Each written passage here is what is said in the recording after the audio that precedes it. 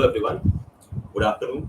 Welcome to the live session. So today we will see and we will discuss about structural analysis about the SEM 5, the main important topics starting from the analysis of static determinate structure, static indeterminate structure, and also we will see the deflections of the beams, the deflection of the frames. Also we will go through the stiffness method and the displacement method. So let me first introduce myself. Myself, Priyajit Banerjee. I have done my master's from IIT Patna in structural dynamics and structural analysis. So today I will give you some basic introduction about how to go with the problems, the conventional problems, and also how to go with the shortcut methods and the short techniques which you can apply in any competitive examinations, be it your semester examinations or any competitive examinations such as GATE, ES, etc. So I will be starting from the analysis of static indeterminacy and kinematic indeterminacy. So if you all can see the things, if there's any issues, if there's any problem, you can just tell it or you can just type it out. Okay. So starting we will do with the static indeterminacy and kinematic indeterminacy of structures. So as you all know, static indeterminacy is divided into two basic parts. That is the internal static indeterminacy and the external static indeterminacy. Over here, the total static indeterminacy is calculated as internal plus external. So I will firstly just give you the brief formulas through which you have to go through, and through that formula if you apply, you can solve any numerical that comes your way. So this static indeterminacy can be solved for both rigid frame structures as well as for pin jointed structures. Now for rigid frame structures, these are those structures which maintain their angle of connectivity even after the application of load. Suppose we are having a structure like this. So this is known as a rigid frame because even after the application of the load, the angle between the two connected parts remains the same as it was before. So this is a basic example of a rigid frame.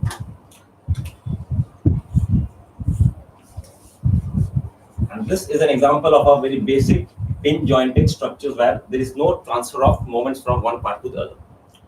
So let us quickly go through the formulas once.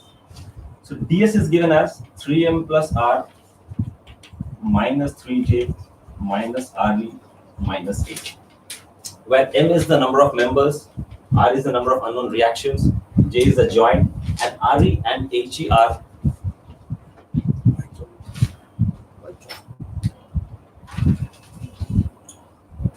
RE and HE are for the hybrid joint, the allowances for the hybrid joint, such as presence of internal roller or internal hinges. For pin jointed structures, it is given as M plus R minus 2J minus RE minus HE. So these two formulas are pertaining to 2D structures. As per your semester examinations and as per any examinations that you go through, the 2D structures are the most common structure that you will come up with. So these two formulas are the ones that you have to remember and that you have to learn.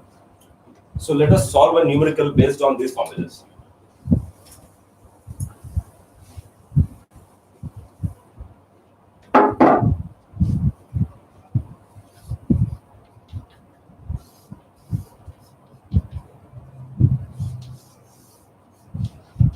So this is a very basic example of a rigid frame. Now in this rigid frame, we are having a hybrid joint, which is an internal hinge present at this point.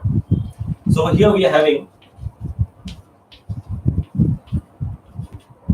1, 2, 3, 4, 5, 6. We are having 6 members. Joints we are having 1, 2, 3, 4, 5, 6, 7. We are having 7 joints. The number of reactions, it will depend upon the type of the support conditions. Now for the type of support conditions, we know we have 3 fixed supports. So for each fixed support, we have 3 unknown reactions. So therefore the total reactions come up to 3 into 3, that is 9. Over here we have 1 internal hinge. Now for an internal hinge, we know that it cannot take moment or it cannot restrict the moment. That means it has 1 degree of freedom. That is the rotational degree of freedom. So therefore over here, RE is given as TR into MC minus 1. Over here, TR is the number of releases of a roller or the degrees of freedom of a roller. So that for a 2D case, it is given as 1. And MC is the number of members connected by the hinge or the roller. Okay. Sorry, this is for hinge. This is TH. And MC is the number of members that is connected by the hinge or the roller. So over here, the hinge connects 1, 2, and 3 members. So MC is equal to 3. So therefore, applying this formula, we can directly calculate what is the value of DS. That is 3 into number of members, that is 6. Plus the unknown reactions, which is 9. This minus 3 into joints. This 3 into joints is the total number of equations of equilibrium that is available. Okay, for a rigid frame, at each of the joints, we have 3 equations of equilibrium. So if there are a j number of joints, the total number of equation of equilibrium that will be available is 3 into j. So therefore, 3 into 7. Minus we have 1 hinge. So over here, we have to take the allowance for the hinge. That what extra number of equations a hinge will provide. So over here, for hinge, we have DH equal to 1. And it might connect n number of members. So that might be MC minus 1, that is n minus 1. Over here we have 3 members, so that will be 3 minus 1. So that gives you 27 minus 21 minus 2. That is 4. So this DS we have got over here is 4. That means there are 4 unknown or 4 redundant or 4 surplus extra reactions that is present in this structure. Apart from calculating the DS, we have to also calculate what is the internal static indeterminacy and what is the external static indeterminacy. Internal is DSI, external is DSC. Now, as per the basic concept, we know that the external static indeterminacy, it relates to the number of extra unknown reactions that is present, which cannot be calculated by the equations of equilibrium. And for DSI, it is equal to the number of unknown member forces that is present. Now, member forces are the forces carried by these members. For a rigid frame, each member carries 3 forces: shear force, axial force, and bending moment. For pin jointed structures such as a truss, each member will carry a single force, that is the axial force. So for that, the member force will be 1. So here, the actual process of calculating DSI is, it should be DS minus DSE. So from here, DSE can be very easily calculated. That is total number of unknown reactions minus the equations of equilibrium available in a frame structure, in a 2D structure or in a 3D structure. We know that for a 2D structure, the number of equations are 3. For a 3D, the number of equations are 6. So here, the total number of unknowns are 9 minus 3 is 6. So the DSE over here is 6. So therefore, the DSI is DS minus DSE, that is 4 minus 6, which is minus 2. So this is the process for calculating the values of DSE and DSI. We will go through some more numericals pertaining to this topic. So as per the question given to you, so we will solve one numerical from that part. Okay.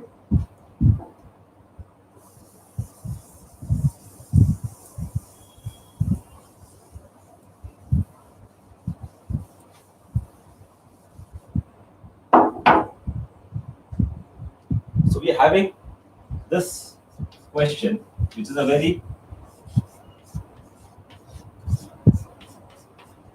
basic question, which is having a direction of a loading. Now, this is a very basic example of a prop cantilever which is having an overhang.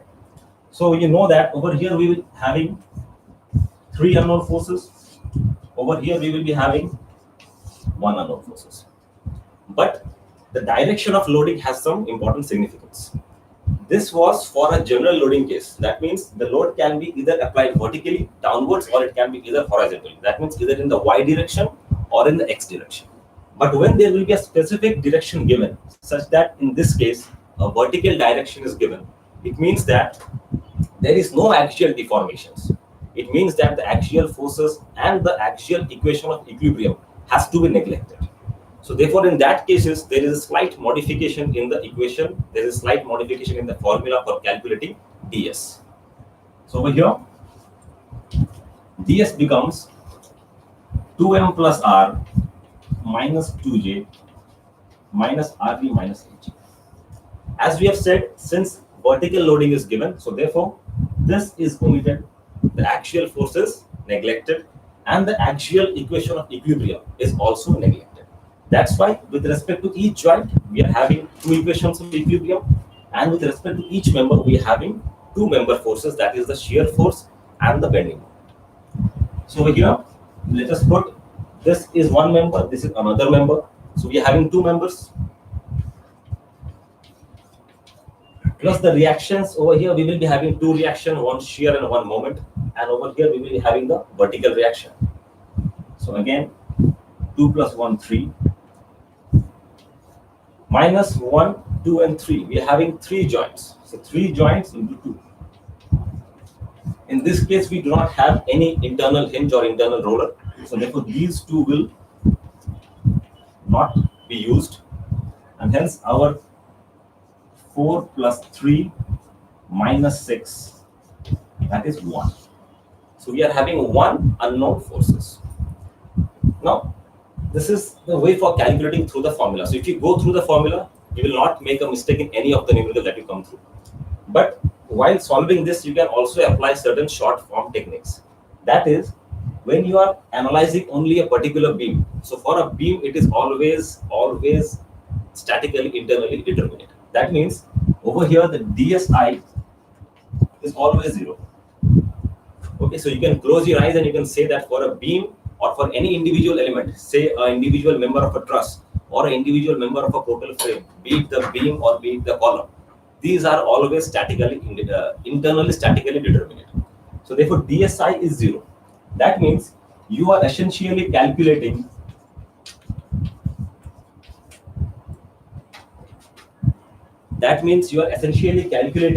DSE. We are not calculating DSI because DSI is 0.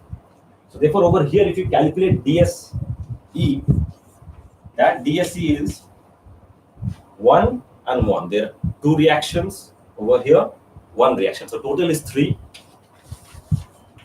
minus equation of equilibrium in this case, which is 2. So it is 1. So you can see the DSE is equal to the DS. So you can just avoid this formula in such cases if you can just visualize the thing that it is only a individual member, only a beam. So therefore the DSI will be 0. So only calculating of the DSE will get you the same answer as calculating of the DS. Okay. I hope it's clear. If you have any doubts, any question, you can just write it up.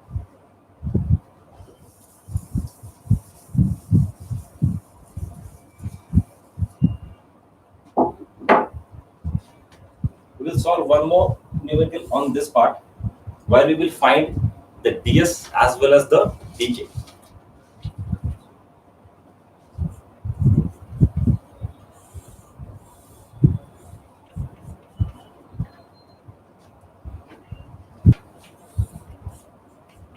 This is question number 1, part 1.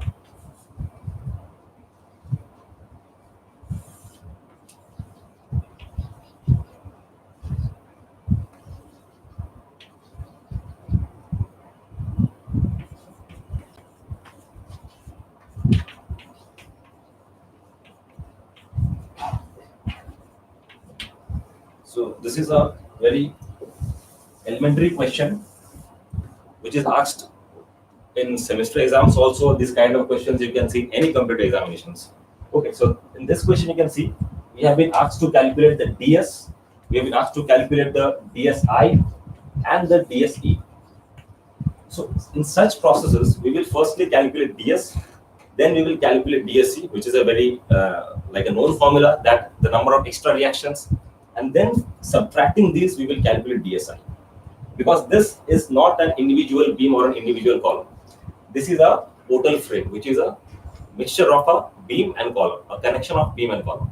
So in this case, we cannot say that DSI will be equal to 0. So for calculating DS, since no loading directions are given, so we will assume that it's a general loading case. That means the load can be applied either vertically, downwards, or it can be either applied horizontally. So for that, equation is 3M plus R minus 3J minus RE minus H. So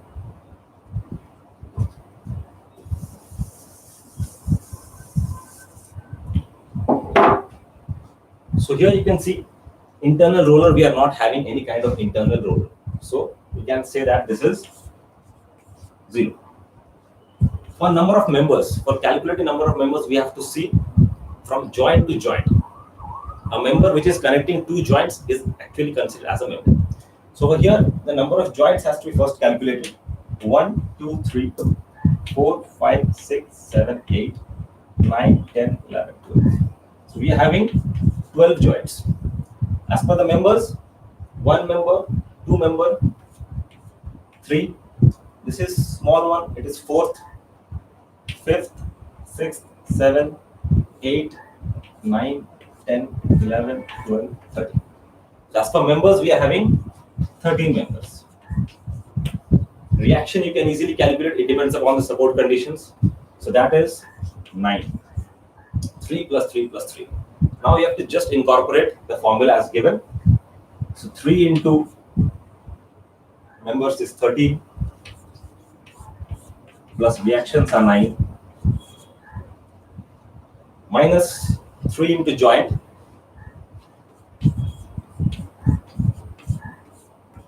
minus you have to make the incorporations for the hinges. Now each hinge will give you an extra reactions, or extra equations. So if you are getting extra equations, it means you are getting extra equations for solving the unknowns. Okay, so it will reduce the static indeterminacy. So over here, as per the formula we know, PH into MC minus 1. So number of degree of freedom for a hinge is 1. That is the moment is released, because it cannot take or cannot restrict any moment. So TH value is 1 for a 2D case, and TH value will be 3 for a 3D case. So over here it is a 2D case, so TH value is 1. And MC is the number of members connected. So over here we have to take all the 4 hinges separately, and we have to see what is the cumulative effect of all the 4 hinges. So this hinge, it is connecting 2 members. So for that, TH is 1 into 2 minus 1. Again, this hinge, it is also connecting 2 members. So 1 into 2 minus 1. So I can just multiply this into 2.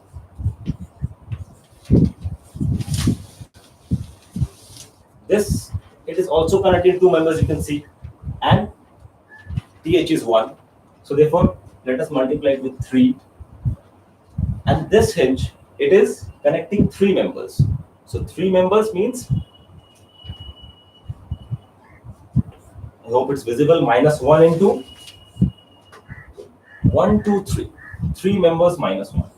3 minus 1. So now it's just your computation. 39 plus 9, it is 48. Minus 36. Minus 3. 2 minus 1 into 3. Minus 2. So here we get 36 plus 39 plus 2, 41. So it is 7. So DS is 7.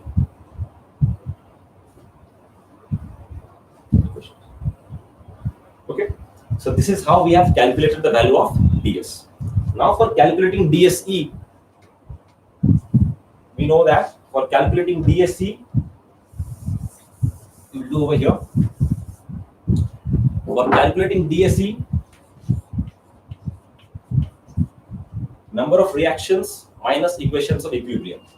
So 9 minus, for a 2D we have 3 equations of equilibrium. if it is a general loading case, because there is no directions of loading given. So 9 minus 3 is 6. So ds is 6, ds is 7. So we can calculate the value of dsi, that is ds minus dsc, that is 7 minus 6, which is 1. Okay, so this is the total procedure for calculating the static indeterminacy of any kind of a structure. Now, if over here in place of the hinge, if it is given a roller, then you have to incorporate RE also. In RE, the releases or the degrees of freedom of a roller, we all know it is 2 degrees of freedom. The horizontal force and the moment it cannot restrict. So therefore, TR value, it will be 2. And then MC minus 1. MC is the number of members connected by the internal roller.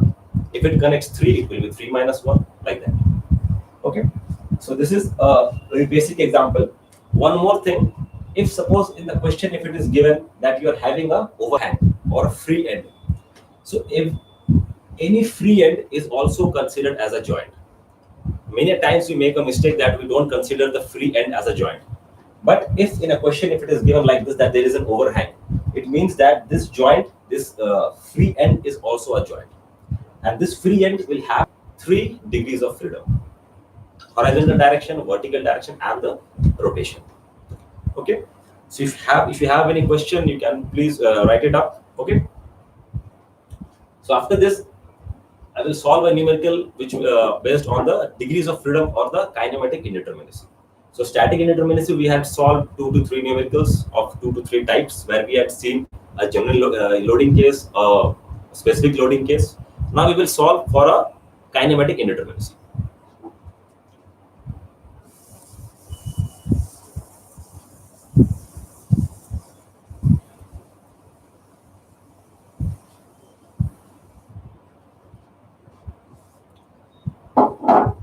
Suppose in this numerical, we have been asked to calculate what is the degrees of freedom.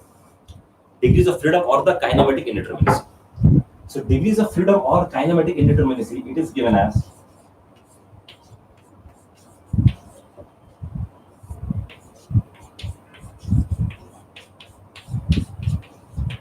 okay. So this 3 into j, it is the total degrees of freedom in all the joints. Because in a rigid frame, you can see each and every joint will have 3 degrees of freedom. It can move either in the vertical direction, it can either move in the horizontal direction or in the rotation. That means 2 translational degrees of freedom and 1 rotational degree of freedom. So that is what 3J is about. RA is the number of reactions. Because over here, if this reaction was not present, this point would have had 3 degrees of freedom. But due to the presence of the reaction, this point is having a 0 degree of freedom. It can neither go this way, it can neither have a horizontal motion, it can neither have a vertical motion, and it can neither have a rotation. So 3J minus R plus capital RE plus HE. These are the incorporation for the internal hinges and internal roller. If there is an internal hinge or an internal roller, we say that we are getting an extra equation. It means that at these points, either moments in case of hinge, either moment as well as horizontal force in case of rollers are released. So we are getting more number of degrees of freedom. So presence of any hybrid joint or presence of any internal hinge or internal roller, it will actually increase your kinematic indeterminacy or degrees of freedom and decrease the static indeterminacy. So it is just the opposite. Like sine and cos, it is just the complementary to each other. So over here, number of joints we had seen, the joint was 12. So 3 into 12 minus reactions we had seen, it is 9.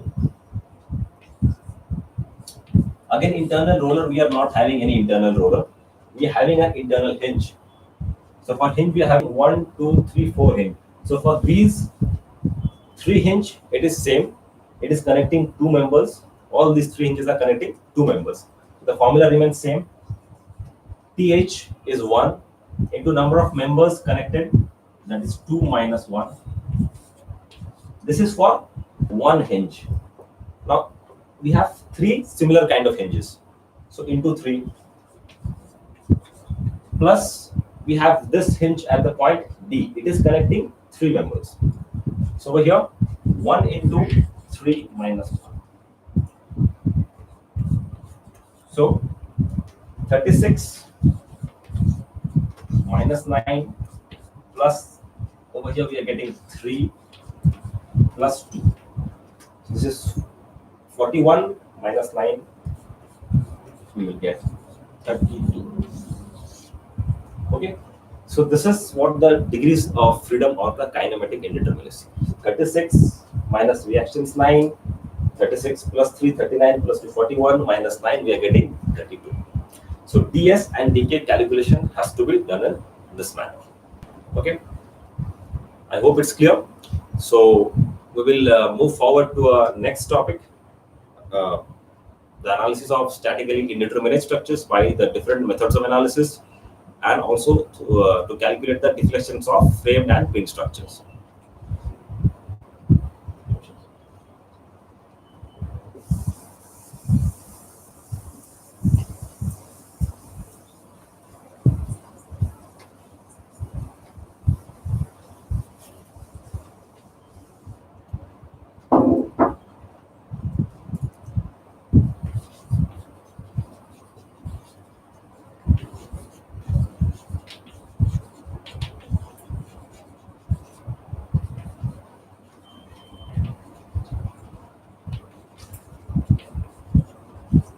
Now we will see analysis of statically indeterminate trusses. Okay, so a determinate truss, a basic determinate truss is such an example is this, where the ds value is equal to 0. That is a basic determinate truss, where we do not require any equations of equilibrium to solve any, where the equations of equilibrium are sufficient to solve the unknown reactions. We do not require any other method such as the force method or the energy methods to solve it. But if the degree of static indeterminacy, if it is more than 1, that means if it is greater than 0, so it is indeterminate. That means it is having certain unknown reactions, unknown member forces, which we have to compute. Okay, so ds, if it is greater than 1, we have to go for certain other methods. So for indeterminate trusses, we have to go for certain other methods such as the force method or the displacement method.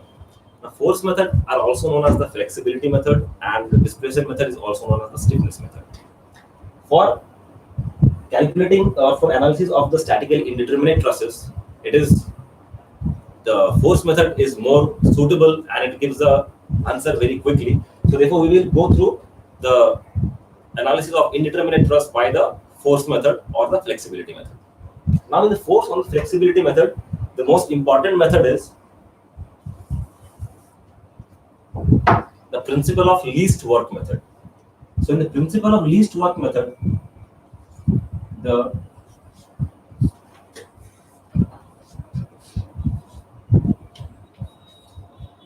partial derivative of strain energy with respect to any load, it is equal to 0. It means that the partial derivative of strain, the total strain energy of the structure with respect to load acting at a particular point, it is equal to 0, which essentially means that we are minimizing the strain energy in order to attain higher stability of the structure. So applying this principle of least work, we will solve a particular statical indeterminate truss. Okay, so let us take an example of an indeterminate truss. Over here, see, initially we had 1, 2, 3, 4, 5 members. If you omit this member, initially we had 5 members. So the ds was m plus r minus 2j. Okay, m is 5, r is 3, 5 members. If you do not have this member, the initial case, 5 plus 3 is 8, minus 2 into 4 number of joints. That was 0. Now, if we add an extra member over here, it increases the value of DSI, because DSC is same. It is number of reactions minus equation of equilibrium. So reactions is 3 minus equation of equilibrium is also 3. So that is 0. but the DSI is increasing. DSI over here becomes 1. Now this DSI we can calculate m minus 2j minus 3. So number of members over here is 6. Joints we are having is 4. So 4 into 8 minus 3, 5. So 6 minus 5, we are having DS as 1. It means our structure is statically indeterminate. So therefore, only applying the equations of equilibrium will not help us in solving the numerical. So we have to resort to force method or displacement. Now, in case of force method, when we are applying, we have to firstly release the redundant or the surplus reaction, surplus member force or the surplus reaction in order to attain a basic determinate structure or a released structure. Okay. So over here, let us see how we will go through the process.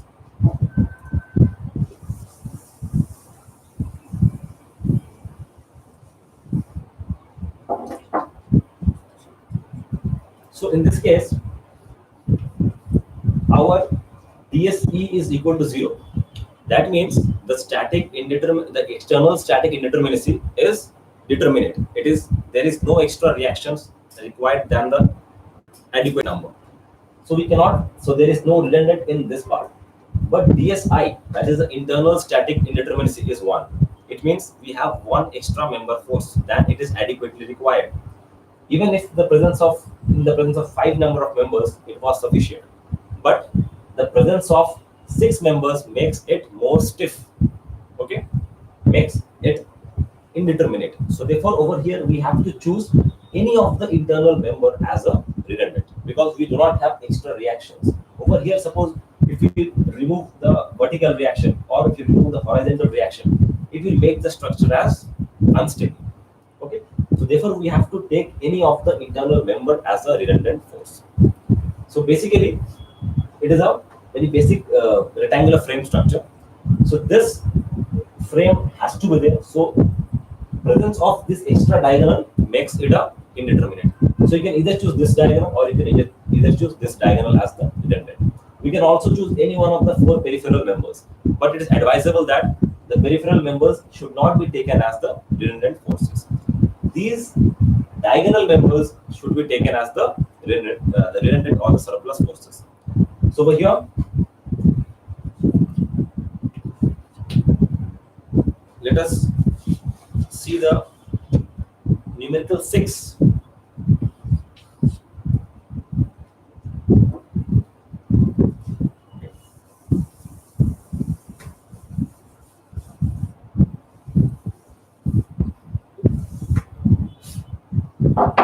So this is A, C, D. Over here we are having a horizontal reaction of 40 kilonewton. Here we are having a reaction of 20 kilonewton. So this we have to analyze and we have to see what are the forces in this structure. Okay. So firstly, let us see how we can break the structure into a determinate structure and the redundant structure. So let us take an example.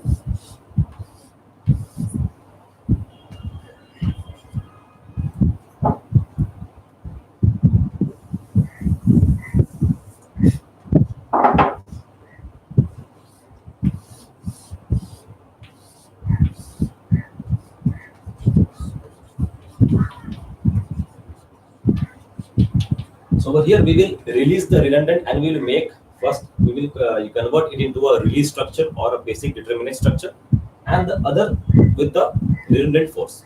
So that is equal to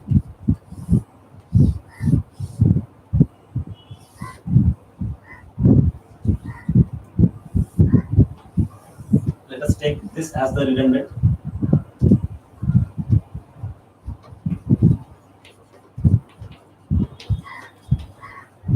So what we have done, we have removed the extra member or the redundant or the surplus member. So while we have removed the redundant member, we have got a basic determinate structure. Okay. So this basic determinate structure, you can see now this analysis of this determinate structure we know. We can either use method of joints or we can either use the method of sections and we can find this out. So let us take that member forces in each of the members is Pi dash. this plus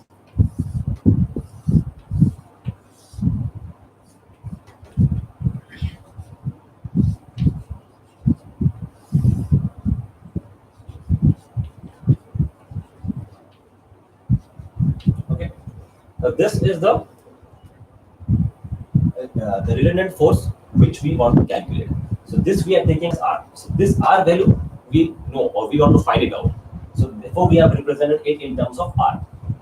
Now over here, if I put the value over here, the force in the member BD, if I put the force in the member BD as 1, for unit load, if I calculate all the member forces and then multiply it with R, we will get the member forces due to the value of the redundant member force. Okay. So therefore this we can write it as all the member forces we can write it as Ki into R. This Ki is the member forces in each of the members due to unit load applied in this direction. So if I can calculate for unit load, then we can calculate for R number of or R magnitude of load. Okay. So this when you put in the equation, total strain energy equation, that is, so this plus this will give us equivalent to this structure. So we can say if the member forces in this is Pi, so therefore the total member forces is Pi dash plus Ki into R. Okay, so this Pi dash is the normal member forces of the released or the basic determinate structure. Ki into R is the member forces of the determinate structure with the value of the redundant force or redundant member R, where Ki is the member forces due to unit load applied in the direction of the redundant member force R, and that when multiplied with R we get what is the member forces that is induced due to the member force in the redundant member, that is R. So when you put this equation in and we differentiate it with respect to Ti and make it 0,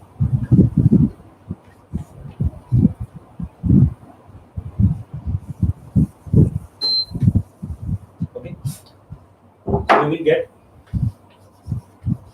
summation of Pi, Ki, Li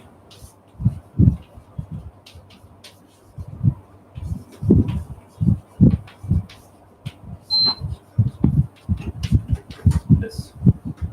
So from here we can say the redundant value of R is minus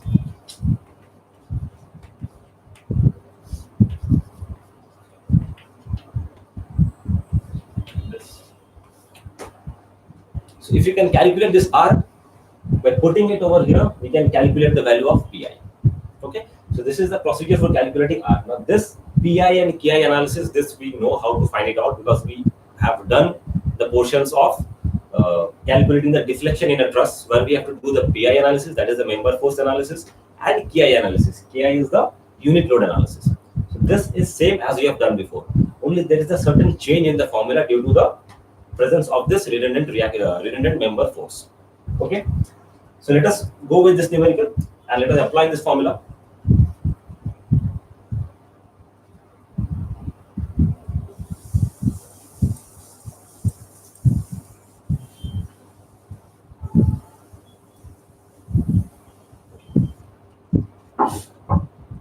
So over here we will again take this BD as the redundant. So we'll remove that BD. We have 40 over here.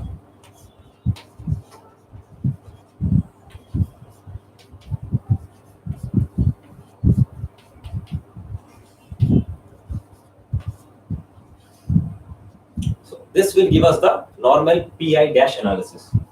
Why we are saying Pi dash? Because this is for the released or the basic determinate structure. This is the normal member force analysis due to the due to the given system of loading, but not in the indeterminate, in the released or the determinate structure. This we can easily calculate. If this is 40, this becomes 40. The dimensions over here given are, this is 4 meter, 3. So this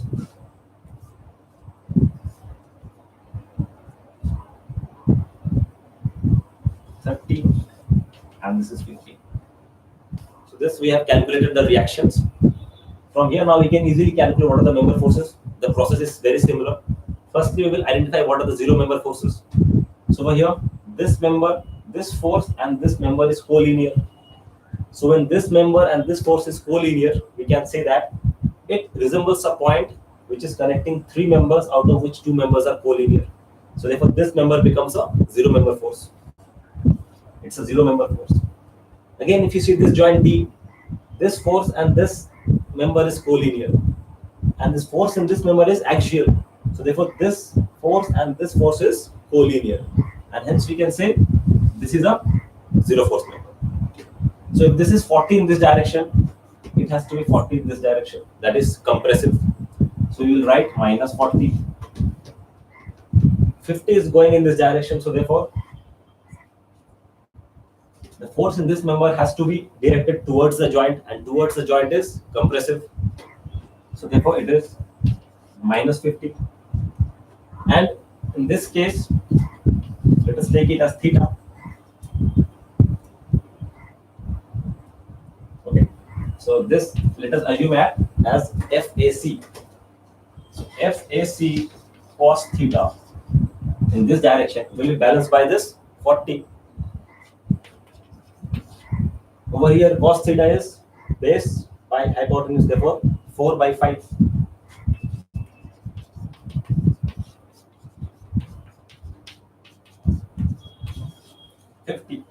So therefore, this is tension 50. Okay. So PI analysis is done. So this is a very basic numerical. It seems to be a bigger one, but if you solve it, it is very easy. You can like you do not have to go through the joint analysis also. If you have the basic concept, you can just visualize and you can see that the member forces are collinear, and since the member forces are collinear, so you can get the zero member forces very easy. Now these kind of questions generally are asked in some competitive examinations such as GATE, or you can like also go for ES, where they will just take out a small portion of the total conventional numerical. Now over here we are solving the full conventional numerical, where we are calculating the reactions, the force in the redundant member, and from there we are calculating the total number of forces in all the members. But if you go through examinations such as GATE, so over there they will only ask you what is the number of zero member forces, or what is the PI dash value over here. So they will carve out small portions over there. So if you are thorough with the conventional and numerical, so you will be quite apt in applying any of the competitive examinations. Okay. So this becomes your PI dash analysis. After that, we will go for the redundant force analysis, where we have taken a unit load in the direction of the redundant force. And when we have taken a unit load in the direction of the redundant force, we will just have to calculate the KI values. KI is also the member force values for unit load. So over here you can see this is theta. So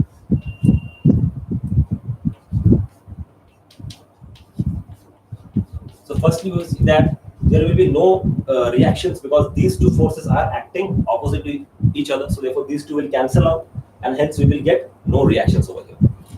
So this is, we can say, A, B, C, D. So analyzing the joint D, what we can see, FDC, this side is FDA, okay, and this is 1.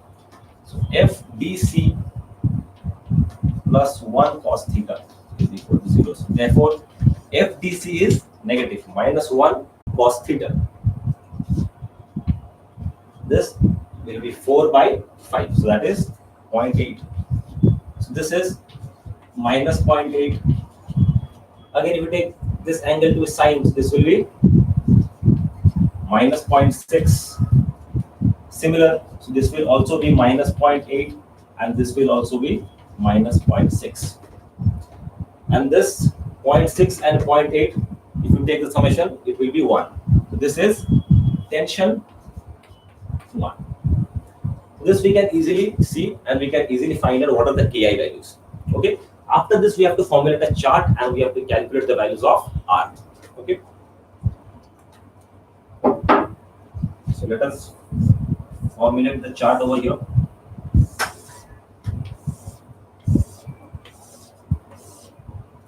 Okay.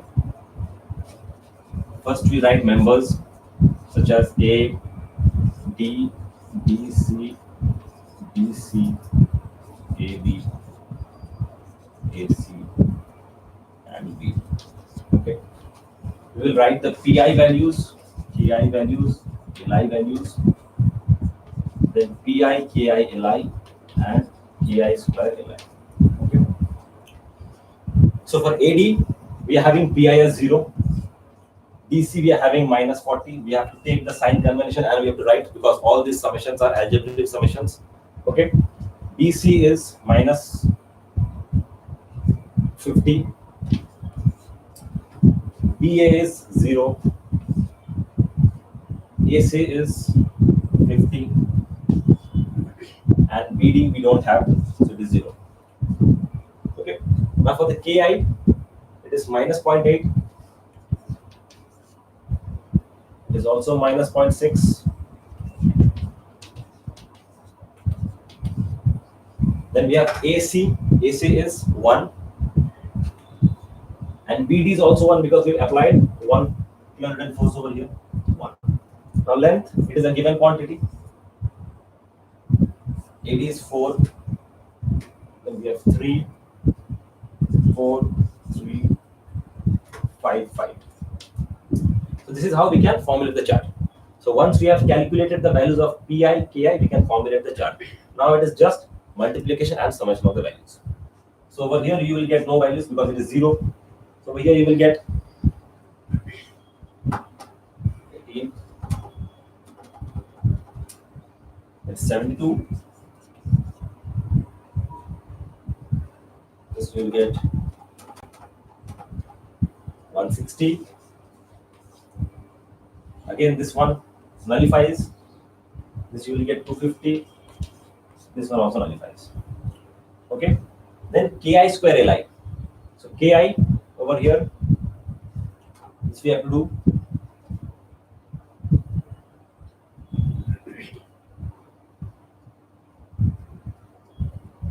So it is 2.56.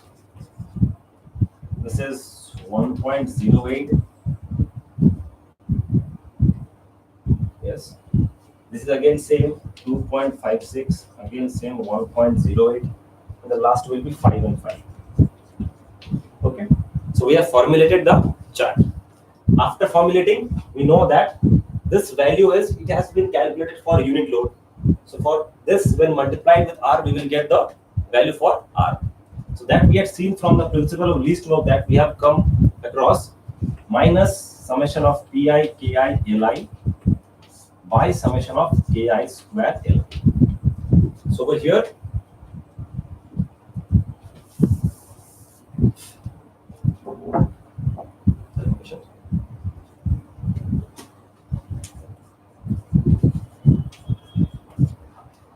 so this summation is 250 plus 160 plus 70.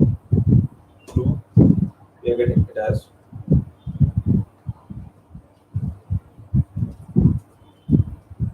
482. And 5 of 10. Yes.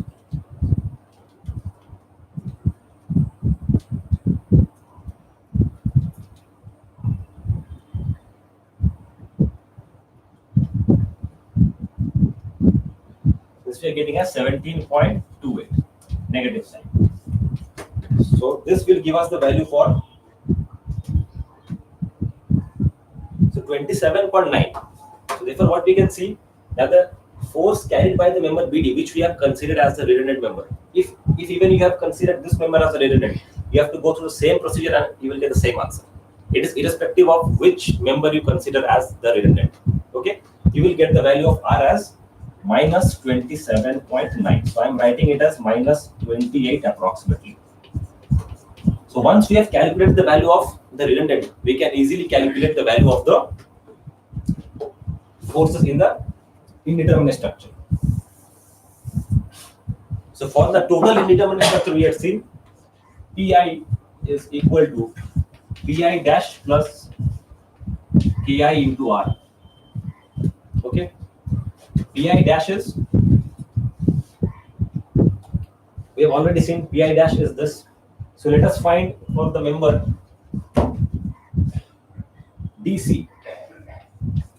For the member DC, Pi dash is, this is Pi dash. For the member DC, it is minus 40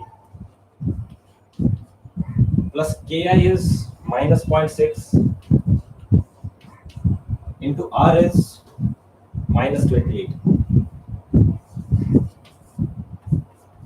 So from here, what do we get?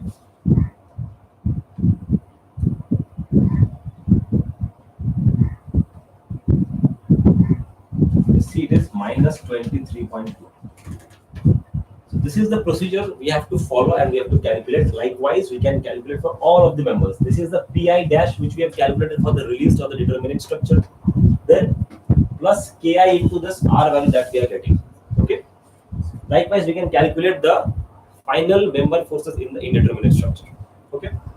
So you can see that if it was a determinate structure, the value was minus 40. But for an indeterminate structure, the value got reduced to some minus 23.2. It means that in an indeterminate structure, due to the presence of extra reactions, there is redistribution of stresses. And due to this redistribution of stresses, the forces in the members, they reduce from the determinate structure.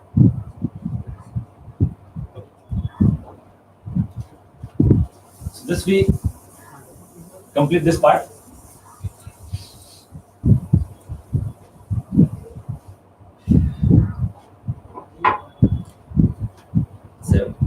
Okay. So we'll go with question number 7. So the question number 7, it says that analyze the portal frame with stiffness or flexibility method.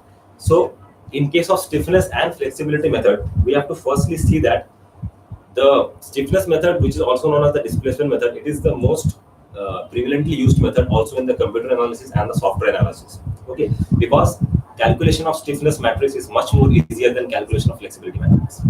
Okay, so over here we have been asked to use either the stiffness. So whenever there is a question where you have to find, you have to analyze with the matrix analysis, you always go with the stiffness matrix analysis. And when it is mentioned either stiffness or flexibility, then surely you have to go through stiffness matrix analysis. So for that, we have to firstly know what are the values of the stiffnesses. So I will quickly tell you what are the values of the stiffnesses under various support conditions. So firstly, suppose you are having a far end fixed and we are giving only rotation at this point. So rotation at this point without any transverse displacement with the far end being fixed. When this kind of condition arises, the value of K or the rotational stiffness over here is Ki 4ei by L. That means actually the value of moment over here is 4ei theta by L. So if you put theta as 1, so you will get K equal to this because K is m by theta. So for unit rotation, whatever is the moment, that is the stiffness. So if this is 4ei by L, half carryover takes place at this point. So that is 2ei by L. So if this is 4ei by 2ei by L, so therefore obviously the reactions will be in these directions. It is creating a clockwise couple. So the reaction should create an anti-clockwise couple. So this will be 6ei by L square, 6ei by L square. This is the first thing that you have to keep in mind, because these phenomena and these conditions will be seen when we go through the stiffness matrix analysis. Okay. Second is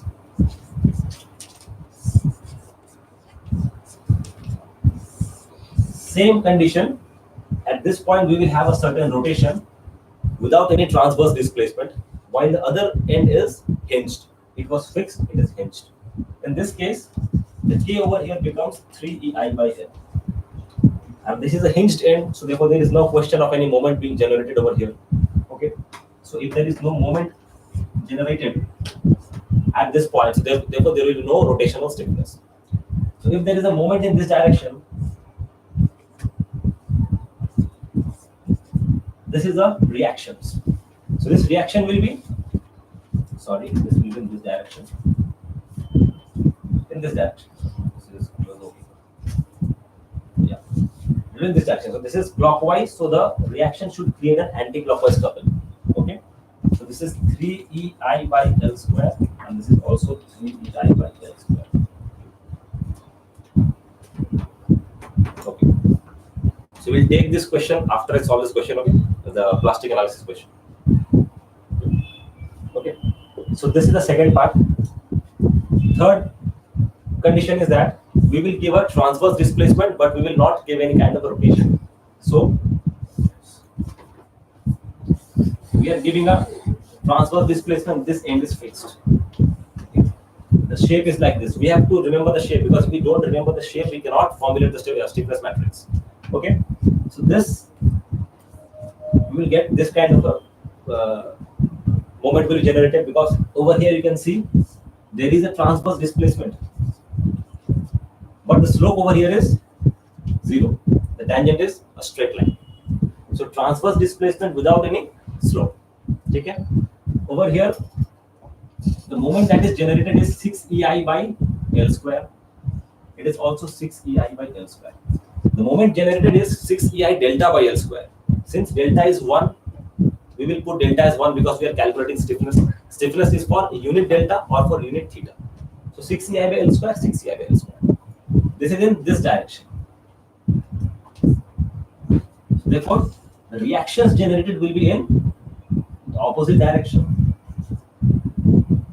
Okay, this is the opposite direction. So 6m1 plus m2 by L, that is 12EI by L cube. This is also 12EI by L cube. Okay. Okay.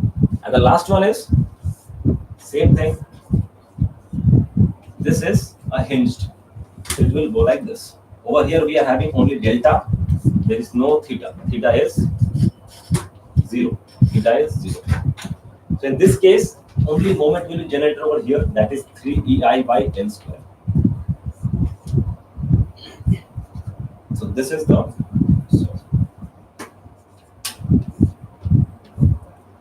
Yes. So this is 3EI by L cube is the reactions. Now in these 4 conditions, these are the rotational stiffnesses, these are the transverse stiffnesses. Okay, because over here theta we have put as 1. These are the rotational stiffness, these are the transverse stiffness. Over here also rotational stiffness, transverse stiffness. Over here also rotational stiffness, transverse stiffness, rotational stiffness, transverse stiffness. But these 4 conditions, if you keep in mind, you can solve any problem respective to stiffness matrix analysis. Okay. So now we will use this 4 different conditions and we will solve them everything. Okay.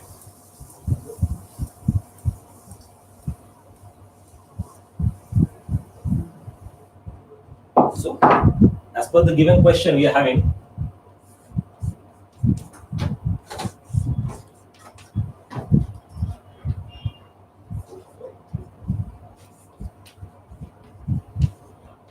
meter, 2 meter, 30, 5.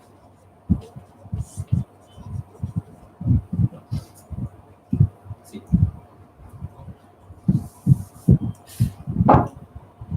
we know that force is equal to K into delta. Okay, so therefore the final force matrix is equal to the fixed end moment matrix, which is actually the column matrix, plus stiffness matrix into delta. Now if you can recollect the moment distribution formulas or the slope deflection formulas, in the slope deflection formulas what you have done the final moment is equal to the fixed end moments plus 4EI theta by L plus 2EI theta by L. So what was 4EI theta? It was a stiffness. 2EI theta by L, what we have seen, 2EI by L is stiffness. So stiffness into delta. So that is nothing but the stiffness matrix analysis. So over here, this K we have to find, and this delta is unknown. Now the choice of delta is depending on us, that how we have to take the choice of delta. Now this delta is nothing but the degrees of freedom. So what we know from this structure, we have seen how to calculate the kinematic indeterminacy. So if we calculate the kinematic indeterminacy at this point, we have 3 degrees of freedom. At this point, we have 3 degrees of freedom. But if you take 3 and 3 degrees of freedom, so total degrees of freedom is 6. So therefore, the order of the matrix will become 6 into 6, which you cannot solve manually.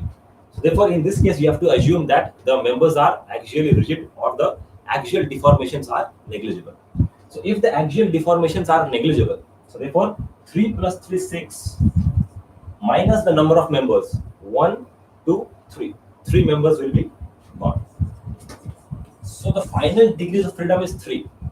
It means that over here there is a degree of freedom that is, say we are naming it as 1. Over here we have another degree of freedom, say we name it as 2. And this axial degree of freedom will not be there. This axial degree of freedom will not be there.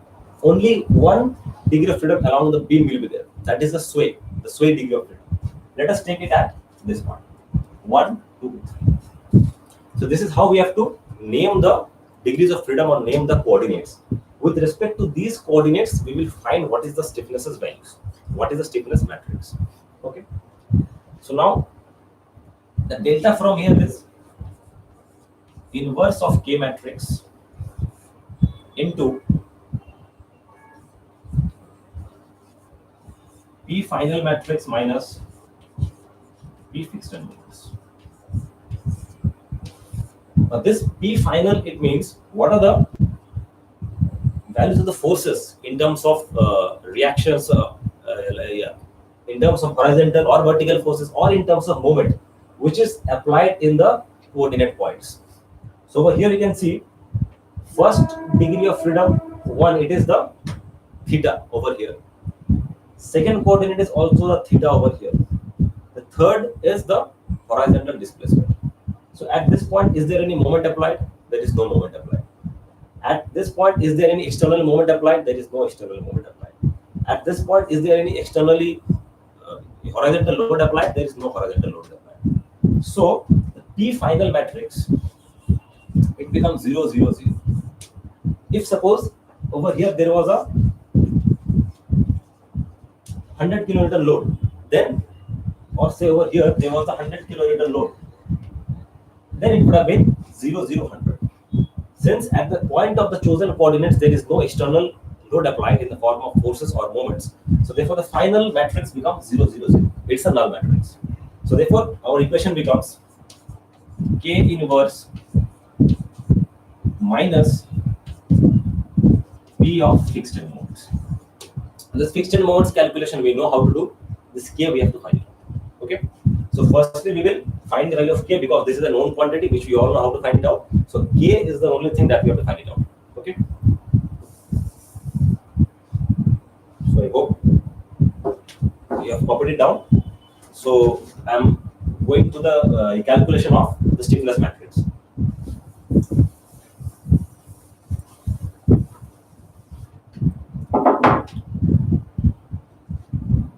Now, while we go through the calculation of stiffness matrix, firstly, what we have to do, we have to apply unit displacement, either in the form of translational displacement or in the form of rotational displacement at the point of the chosen coordinates. Okay, so this is coordinate 1. So at this point, we will apply theta 1 as unit. Okay, keeping all the displacement at the other coordinates to be 0. That means theta 2 will be 0, and this, it is translational, so let us write delta 3, sorry, it is 0 and delta 3 is 0. So we have to apply the rotation in such a way such that over here there will be no rotation, because theta 2 will be 0 and delta 3 will be 0. So we have to apply unit rotation or unit displacement at each of the coordinates, keeping the other coordinates to be 0. So when we apply at 1, the values at 2 and 3 will be 0. Okay. So now comes the 4 different conditions that I have told you. So those 4 different conditions will be now coming into picture. So let us divide this moment into 2 parts. It will be coming in the column in this way, and it also be going into the beam in this way. Say it is unit. Some part will be coming over here, and some part will be going over here. So therefore, the deflected shape of the column will be like this, rotating like this. So it will be sagging. It will be hugging in this manner. For the beam part, the moment is acting in this manner, same direction. So it will be sagging the beam. Now at this point, actually the rotation would not be 0, but we have to maintain theta 2 equal to 0 and delta 3 equal to 0. That means no sideways movement and no rotation at this point. So this becomes the shape of the structure when we are applying unit rotation only at the coordinate 1, keeping all the other coordinate value to be 0. Okay. Now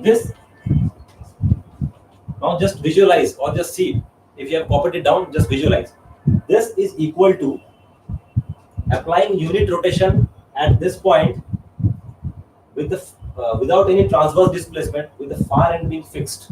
So what we had seen in such a case, we had seen that in such a case the stiffness is 4EI by L. I guess the I is constant throughout, so it is 4EI by 5. 4EI by L, so we are writing 4EI by 5. Okay. In this part, it is also what?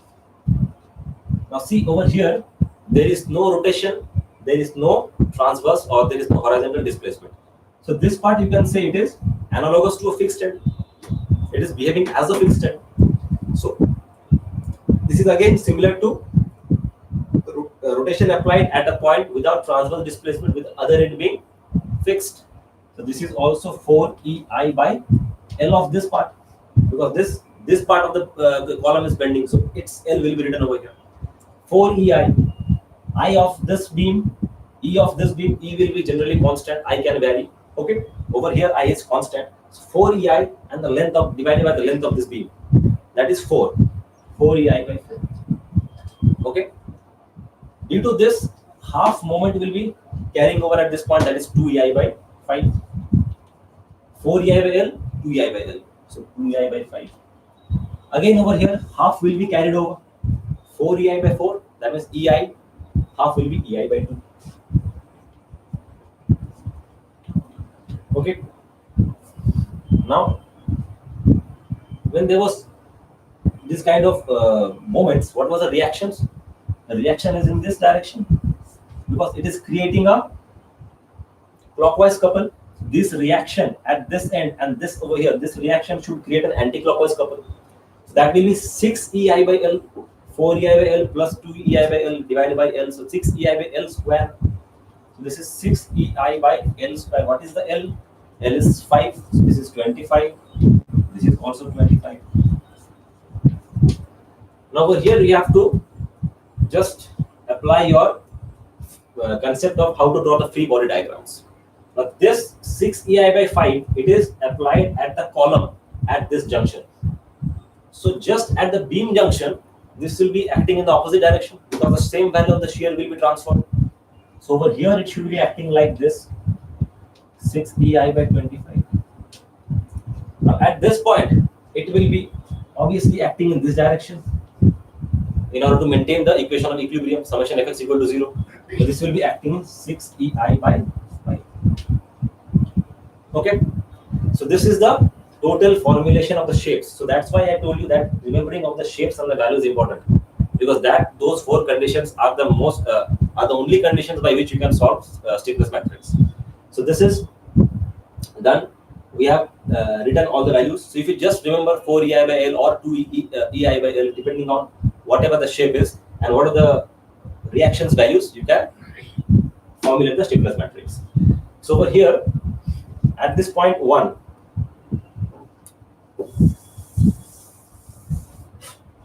now at the point 1, this K11 means what is the value of the force at the point 1 when unit displacement is given at the point 1.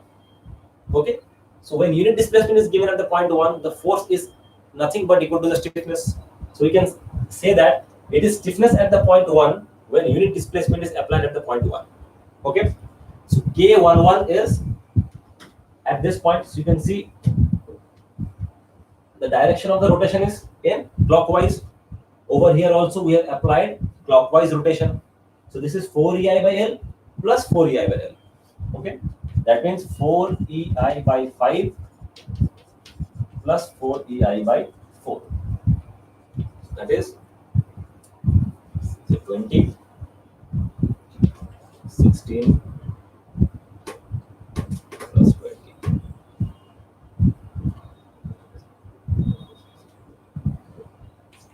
This is 36 by 20 EI by ES. Okay. Now, one thing you have to remember in case of stiffness matrix, in whichever, like what is the chosen, whatever is the chosen coordinate that you take. Over here, the chosen coordinate I have taken in clockwise. You can also take anti-clockwise direction. That is your discretion. Over here also you can take anti-clockwise. That is your discretion. But when we have taken in the clockwise direction, and when we want to apply unit rotation, so we always apply in the direction of the chosen coordinate. So that's why the value of the main diagonal, that is K11, K22, K33, it will always be positive. So K11 is what? Because over here when we apply the rotation, this column and this beam both has participated, both has undergone a bend, and both has restricted the rotation. Therefore, it will be 4EI by 5 plus 4EI by 4. Then we have to see what is the force at the point 2 when unit displacement applied at the point 1. Okay. So 2 was this point, the rotation at this point. So you can see the rotation at this point, I had taken the direction to be clockwise, and the direction we are getting is also clockwise, and it is EI by 2. So it is EI by 2. Okay. Now K31. K31 is what is the force at the point or the coordinate 3 when unit displacement applied at coordinate 1. Now you can see over here I had actually taken in this direction, the coordinate, and what direction we have got in this direction. It means it is negative. So minus 6 EI by, this is 25. So minus 6 EI by 25. Okay. So over here again I am telling you. So in whichever direction the chosen coordinate that you are taking, in that direction only you will apply the unit rotation or the unit displacement. So therefore, all the main diagonal elements K11, K22, K33 till Kn will be positive. Okay, and depending upon whatever is the direction of the moments or reactions you are getting, and what directions you have chosen, we will say that we will take the value as positive or negative. Like over here, we had got the value in the same direction as the chosen coordinate, so it is positive. Over here, the chosen coordinate 3 was in the positive x-axis, but we have got this direction over here as in the negative x-axis, so it is negative. So analysis of or applying unit rotation at the point 1 or applying unit displacement in the form of rotation at the point 1, we have formulated the first column of the stiffness matrix. Okay. Now we will go to formulate the second column of the stiffness matrix. So for formulating the second column, what we have to do, the concept is again same. We have to apply unit rotation at the point 2 because the chosen coordinate is a rotation degree of freedom. So we have to apply unit rotation at the point 2, keeping all the other degrees of freedom to be 0. That means theta 2 I will apply unit, delta 3 will remain 0, and theta 1 will also remain 0. But depending on these boundary conditions, we will draw the deflected shape, and according to the deflected shape, we will relate whatever the stiffness value it will be, and that value we can relate from the 4 conditions that we have learned. So as we are rotating this, so some part will go into the beam, some part will go into the column. Therefore, the column will bend in this. So beam will bend in this manner, and the column will bend in.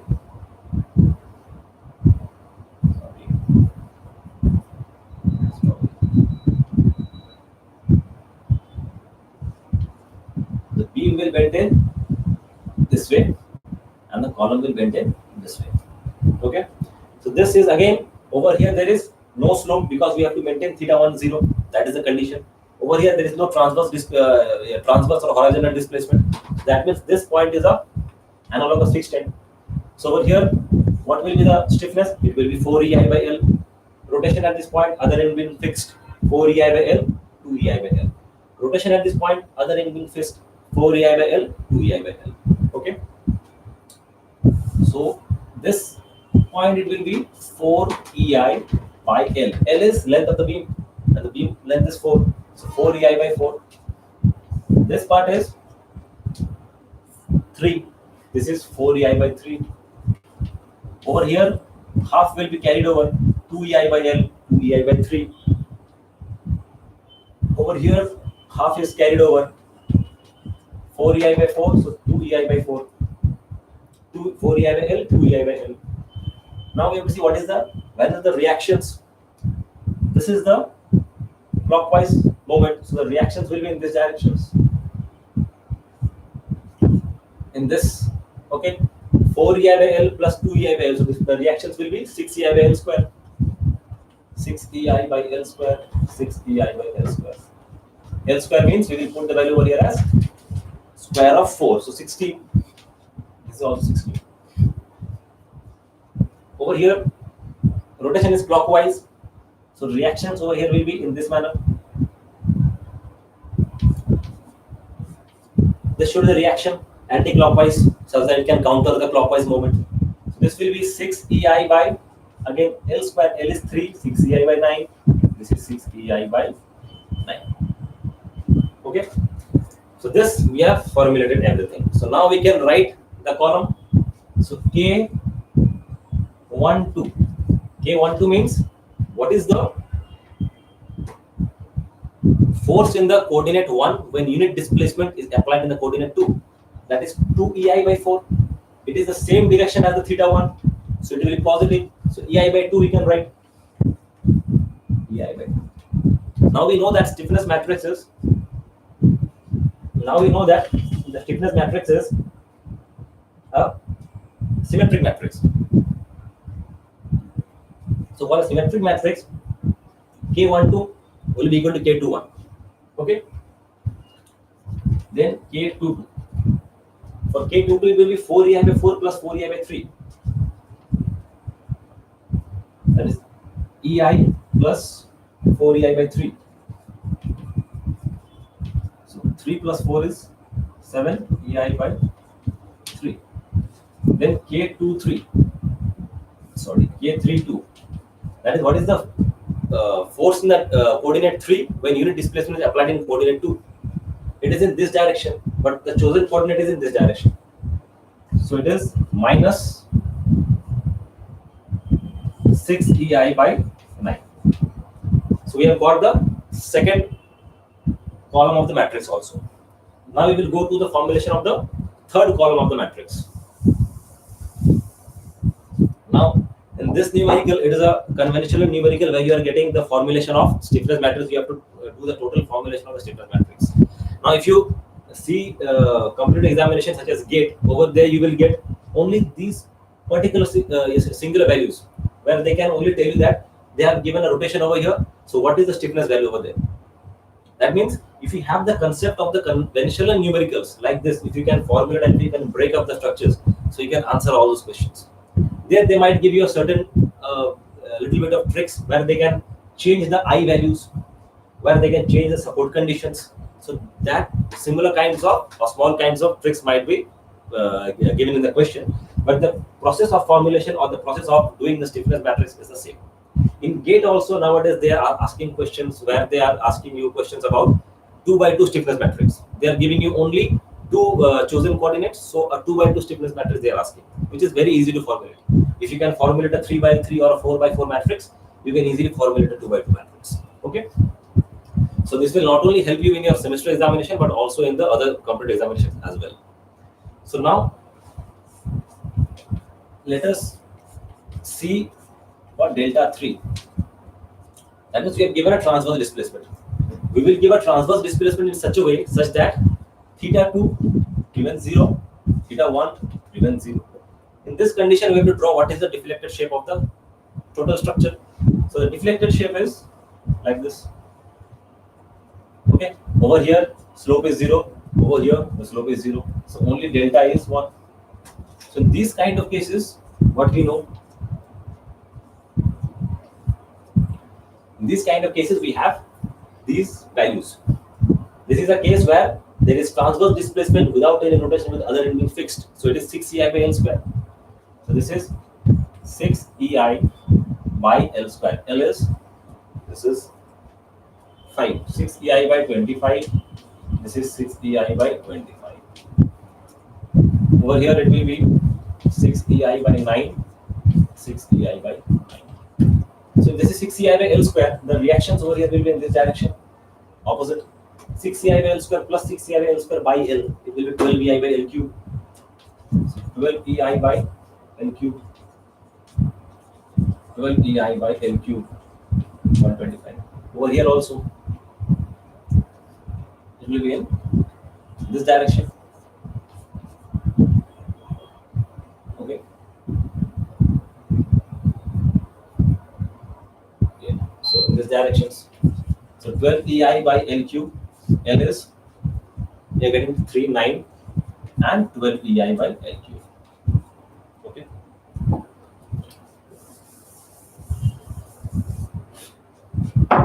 This is K1, 2. So this is 12 EI by 9. This is also 12 EI by 9. Now we will make the third column of the stiffness matrix. Third column is K13.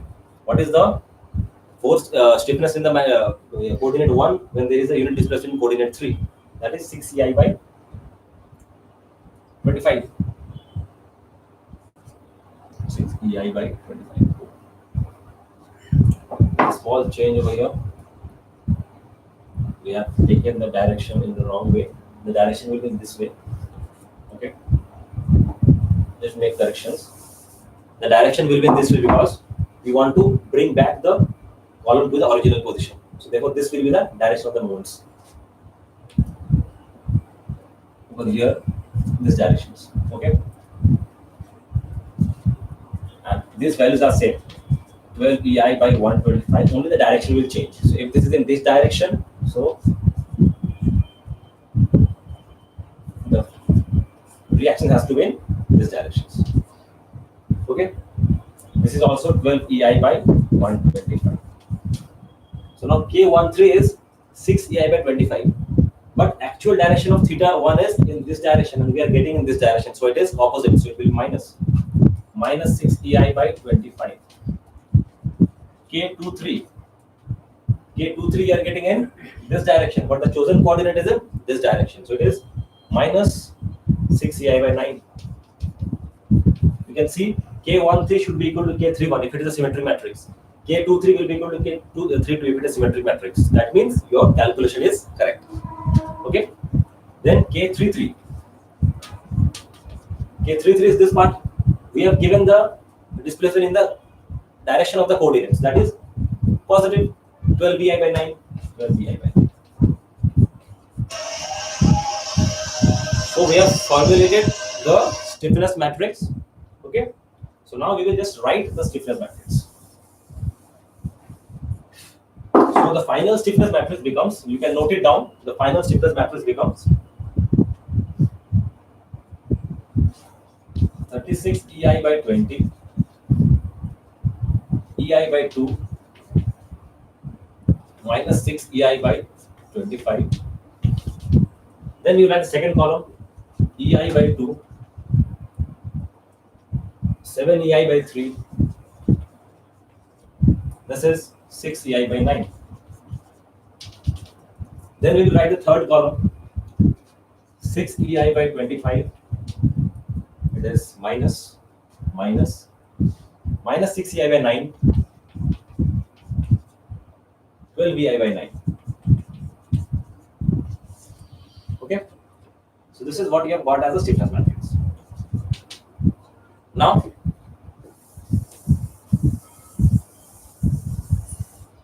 we have to solve for the values of theta. Theta 1, theta 2, this is delta 3. This is nothing but the delta matrix. That is equal to minus inverse of the K matrix into the matrix of the fixed end moments. Okay, so the matrix of the fixed end moments, how we will calculate? So we will calculate the fixed end moments. Now this calculation of the fixed end moments, we know how to calculate it. Okay, so as per the loading given, over here it is 40, 2, 3, this is 30, 4 and 5. This is 5, no, it's 3. Okay, so this we know, this you have to calculate FEM. So at the point 1, at the point 2, and at the point 3. Okay, so at the point 1, what is the type of the degree of freedom? It is rotation. So at the point 1, we have to find what is the net fixed end moment. So from here, there will be a fixed end moment. Due to this load, there will be a fixed end moment. So net fixed end moment, we have to calculate it. Okay, so this we can write P1, P2, P3. This P1 is nothing but the net fixed end moment at the coordinate 1. P2 is net fixed end moment at the coordinate 2. And P3, it will be 0 because there is no load at that point. So this will be positive 40 into 2 into, that is PAB by L square, you know, P into A into B square by L square. So 40 into 2 into 3 square by L square is 25. For this, you have a minus WL square by 12. That is the fixed end moment. These are standard values which you should remember. So minus WL square by 12, 30 into L square by 12. This gives us the value of P1. Okay. For P2, we have only this value only this fixed end moment. There is no other load at this point. So for P2, it will be plus WL square by 12 and then 0. Okay. So taking this stiffness matrix over here, doing the inverse of this, multiplying with these known scalar values, you will get theta 1, theta 2, delta 3 in terms of EI, which will solve you the, which will give you the values of the unknown displacement. That is the stiffness matrix all about. When you have got the unknown displacement, after that you can go through the slope deflection equations and you can calculate. Now computation of this inverse matrix right now would be a bigger problem. So I hope you can do this. You can put it in the scientific calculator, or you can do it manually. So you can do the inverse and then you can multiply with these values plus minus this. This is a net fixed moment at this point, net fixed moment at this point, and at the point this there is no load, so it will be 0. Okay, so inverse of this into this we will get known values of theta 1, theta 2 and delta 3. So theta 1 we have got some value, theta 2 and delta 3 are known. Now we can write the slope deflection equations. So I will just write the slope deflection equations, you can solve it out. So for the slope deflection equation, if this is A, B, C, D. So MAB, what we can write?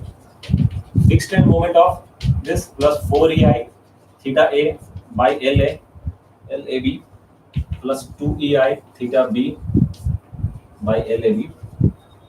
There is a horizontal force, there will be a sway. So delta will come into picture.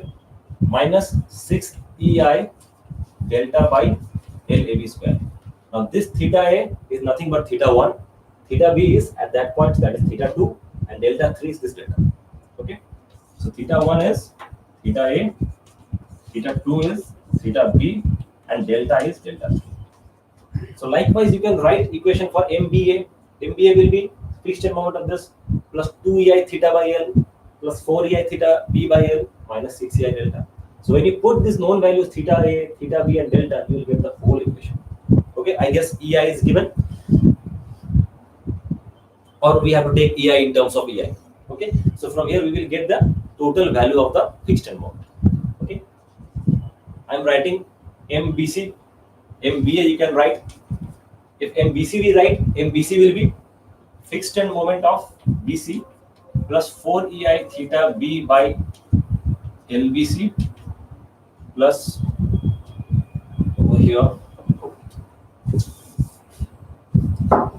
over in this case, our theta A is 0. Okay. In this case, theta A is 0. 2EI theta C by LBC minus 6EI delta by LBC square. Over here, 6 LBC square.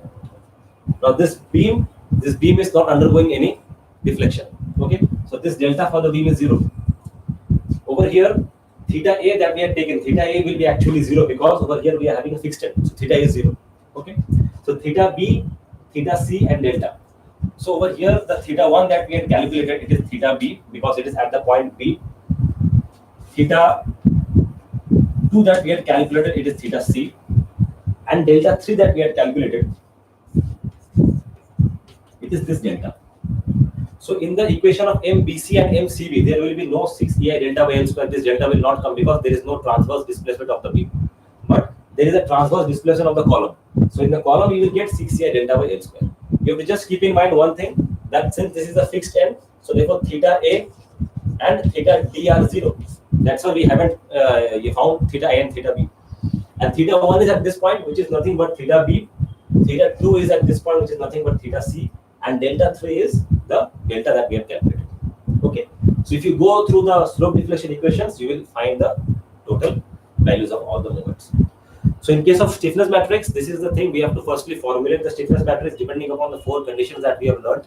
After formulating the stiffness matrix, we have to find the delta from the equation of this K inverse into fixed end moment if there is no external load present at the coordinate points. From this, we will get the unknown displacements, theta or delta, whatever we have taken. With the help of those unknown displacements, we will apply the slope deflection equations and we will calculate the moment values. After calculating moment values, you can find the reactions, you can fully determine the structure. Okay, so this was all about the stiffness matrix. Now we will go into another question. It is asked by Sriram Borai, that plastic analysis question. Okay, it's the question number 4. Okay.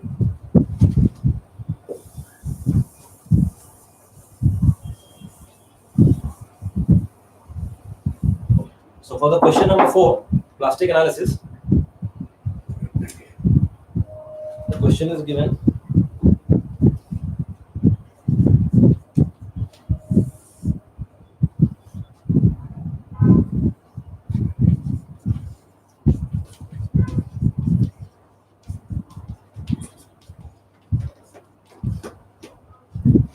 Okay, 30, 20.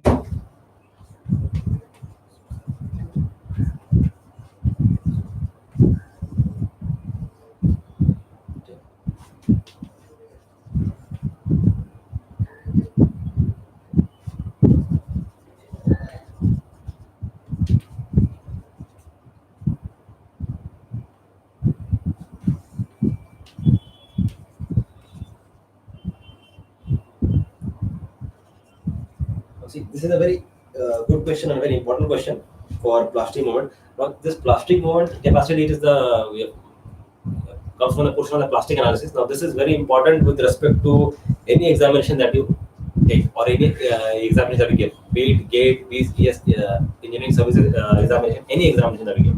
Now, this question that is given over here, it is a very conventional question. Now, in case of GATE examinations, they can ask you very similar small topic, small questions from these, which I'll just tell you right now.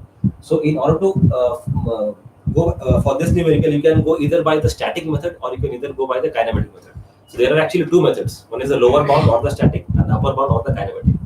So we'll solve by both of the methods. So firstly, in these kind of numerical, it is beneficial that you solve by static method if you can draw the bending moment diagram of the structure. So static method you will use only when you can draw the bending moment diagram very easily, and kinematic method you will follow when you cannot draw the bending moment diagram easily, such as in the case of say beams having various varying cross sections or total frames. In those kind of structures, you will go for the kinematic method of analysis. So firstly over here, in both the analysis, we have to find few common data. That common data is the static indeterminacy of the structure, the number of plastic hinges required for the collapse of the structure, and the total number of possible locations of plastic hinges. Okay, so over here we will find firstly ds. Now over here you can see, since only vertical loading is given, so we will neglect the horizontal reactions and we will neglect the horizontal equation of equilibrium. So over here, this reaction, that means carries only one unknown reaction, that is the vertical, because horizontal we have neglected. So 1, 2, 3, 4. 4 unknown reactions minus equations of equilibrium actually should be 3, but since the horizontal equation of equilibrium is neglected, so 4 minus 2 is 2. So ds is 4 minus 2. Okay, you can do it with the concept of 2m plus r minus 2j, which I had shown earlier. So ds is 2. So when ds is 2, the total number of plastic hinge required for collapse will be ds plus 1. That is 3. It is because each hinge that is formed, it is analogous to the normal hinge. So each hinge that is formed, it will reduce the static indeterminacy. So if the static indeterminacy is 2 and 2 hinges formed, that means the static indeterminacy is reduced by 2, it becomes determinate. And if another, at least one hinge is, if it is formed, it will bring the ds value to negative, and a negative ds value means it is unstable and insufficient structure, okay, or a deficient structure. So therefore the minimum number of hinges required for collapse is ds plus 1. We can provide more than ds plus 1, but it will be uneconomical and it will be a overestimation of the strength. So nc is 3. Now number of possible locations. Now from the concept of plastic analysis, we know that plastic hinges are formed at those locations where the bending moment is maximum, or the curvature is maximum, or where the bending stresses are maximum. Because we know that from the equation m by I equal to E by R, F by Y, if m is maximum, sigma is proportional to m is proportional to 1 by R. 1 by R is curvature. So if moment is maximum at a point, the bending stress will be maximum and the curvature will be maximum. Okay. So such points and such locations generally come under a point load or under a UDL, at fixed end points, at a beam column joint in a portal frame, at any intermediate supports, or if there is a change in the cross section, at a point in the change in the cross section. So these are the possible locations where plastic hinge can be formed. So over here, the possible locations are: under this load it can be formed, at this intermediate support it can be formed, over here it can be formed, over here it can be formed, and along anywhere in between it can be formed. So 1, 2, 3, 4, 5. There are 5 locations of plastic hinges. Now it is very crucial to know that the end points or the end supports, they are hinge supports. So they will not take any moment. So when there is no moment, there is no question of a plastic hinge formation. But in case of the intermediate supports, a moment will come over on this side and a moment will generate on this side. These two will cancel out each other, so as the summation of total moments will be 0 in order to maintain the condition of equilibrium. But just on the left side, just on the right side, there will be a certain value of the moment. Similarly over here also. So therefore, at this point, there is a possibility of formation of plastic hinge. Now, independent mechanism. So number of independent mechanism will be possible hinges minus the ds. 5 minus 2. That is 3. It means that there are 3 independent mechanisms. So independent mechanism will be one for the span AB, one for the span BC, one for the span CD. Okay, so these are the data that we require for both of the methods. So firstly, we will solve by static method. So in static method, what we need to do? In static method, we have firstly draw the full bending moment diagram of this indeterminate structure. Okay. So drawing of BMD is very simple. Firstly, we have to draw the BMD of the final end moments. So final end moments, over here will be 0, over here will be 0, over here there will be certain moment, over here there will be certain moment. Okay. So let us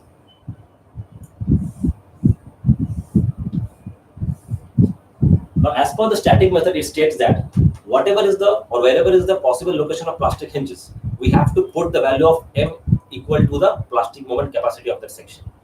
Okay. Suppose over here, if the plastic hinge is forming over here, so we have to put the value of M equal to the plastic moment capacity of that section. So this is the bending moment of the final end moments. Now, bending moment due to this loads, that is the free bending moment, we have to just superimpose on that. So the free bending moment is this. or this is this, and for that is like this. So these are negative, this is positive. Now we have seen that possible location of plastic hinges under this load. That means over here, whatever be the moment, it is not our point of consideration. We will put the value as equal to whatever is the plastic moment capacity at that point. At this point, the plastic moment capacity is 1.5 MP. So this value is 1.5 MP. Now at this point, there is a possibility of formation of a plastic hinge. Okay, but you can see just on the left side it is 1.5 MP, just on the right side it is 2 MP.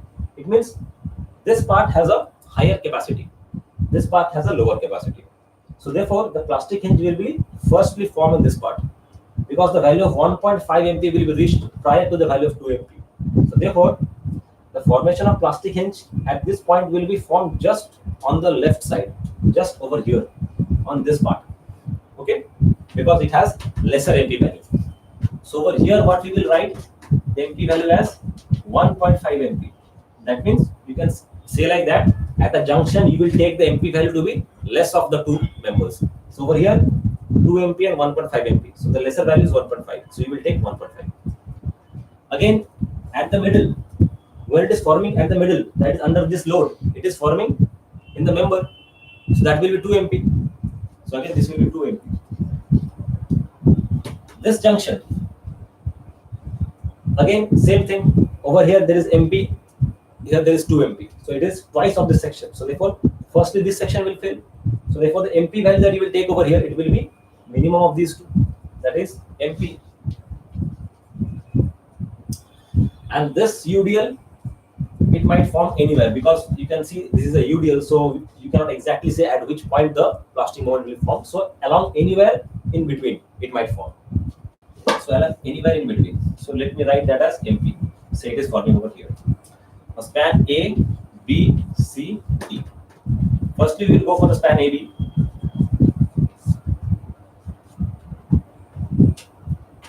So when we go for the span AB, what we have to do? We have to see this free bending moment.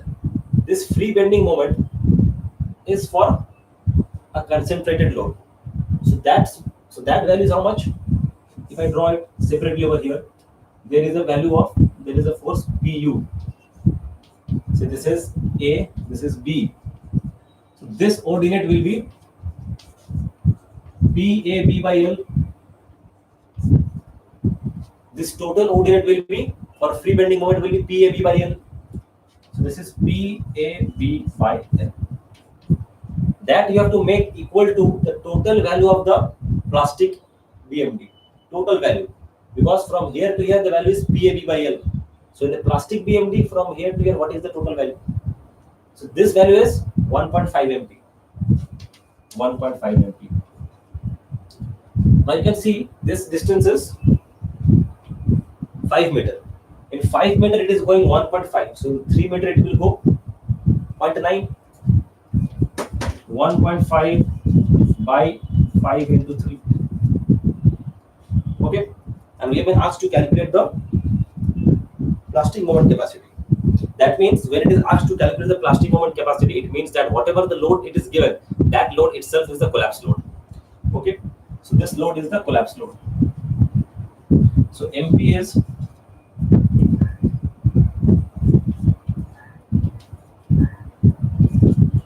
P is how much?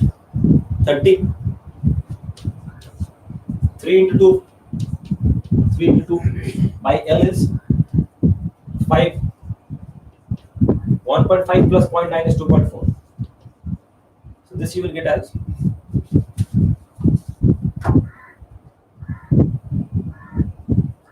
15 to 6 divided by 5 divided by 2.4. You will get an answer of 15.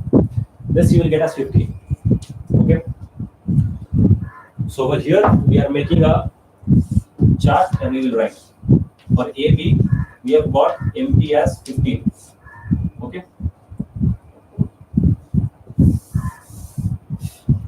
Now we will solve for BC. For BC again we will solve through the same method, that this free BMD is of what value? and here the free BMD will be PAB by L. Since this is at the center, yeah, it is exactly at the center, so it will be PL by 4. So for the span BC, this total is PL by 4. So the free bending moment, the total value of the free bending moment at the point where it is maximum, that you have to make equal to what is the total value of the plastic BMD at that point.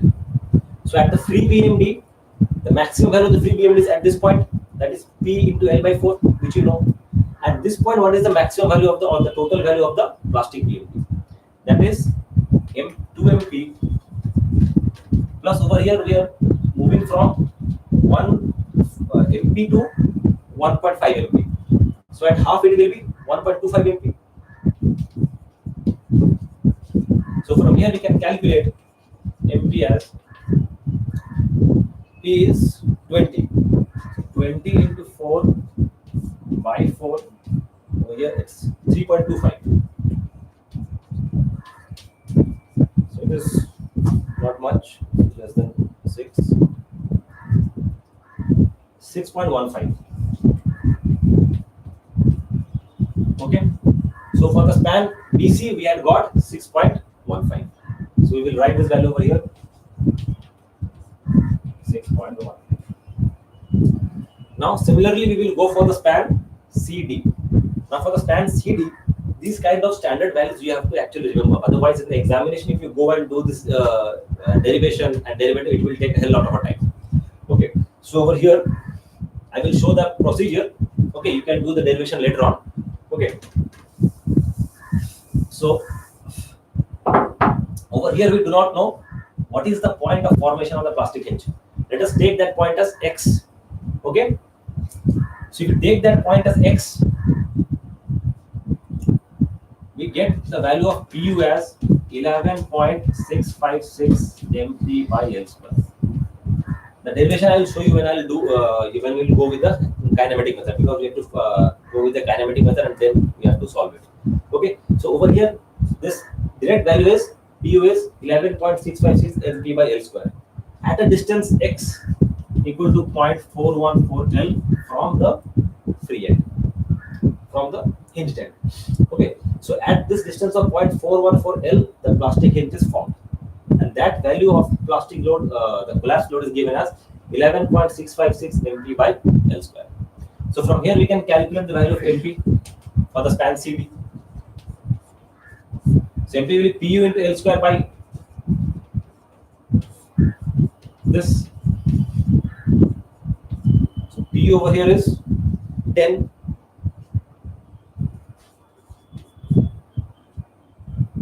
Into 4 into 4 by 11.56656. 160 by 11.656. It is 13.72. So CD we have got 13.72. So when we calculate the plastic moment capacity, at that time we take what is the maximum of all the values, because we have to take the maximum capacity that we can get from the structure. So the maximum capacity out of these three spans is 15 kilonewton meter. So you have to take 15 kilonewton meter as a value. Now if you have to calculate the collapse load, which is the other way around, in that case you have to take the lesser value, because while we design, we will always design for a safe value, that in the minimum value my structure can fail. So that will be conservative and safe. So while calculating the collapse load, you always take the collapse load value as the least of all the values, and while calculating the plastic moment capacity, you take the plastic moment capacity as maximum of all the values. Okay, so that is the difference. So this is by the static method.